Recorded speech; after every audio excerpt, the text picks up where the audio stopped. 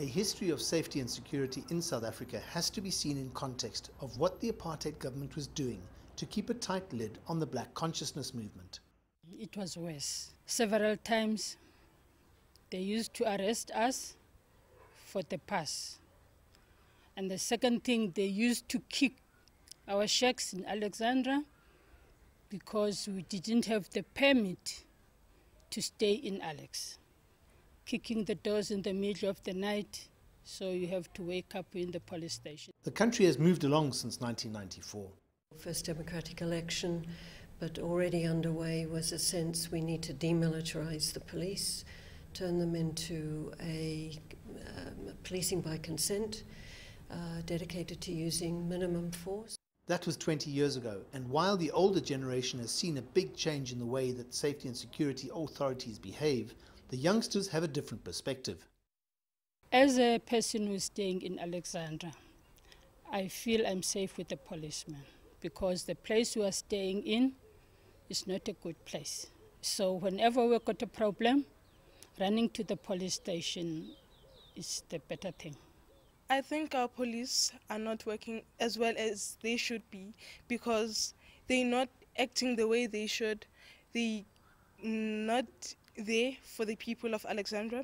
We get people who fight almost every week and you have no sign of the police coming to end the fight. Yes, and I think if maybe we get a stronger police force and a better police management, things would be better. But not everyone agrees, and perceptions are different in different parts of the country. Take a small town near Queenstown in the Eastern Cape, for example. I often see police there when I go for holidays. They behave normally, like they can deal with the bad things around the environment, and they are well-mannered and behaved. The change in police behavior in the last 20 years has been palatable. Lots of things changed because before we used to be scared of the police, especially me. If you see the policeman walking, you could just think, I wish I can just run away. But now you know if you have got a problem, you can just call or just share, stand up and say, can you help me? I need your help. Sometimes I can say, sometimes I'm not feeling safe. Sometimes I'm feeling safe. The police can do their jobs, but sometimes they don't. And then the Marikana massacre happened. Analysts see this as the culmination or rearming and militarization of the police. The tragedy and the subsequent inquiry had forced the government to rethink its approach to policing. At the moment, there are 2 white papers before Parliament that may change the face of policing in South Africa forever.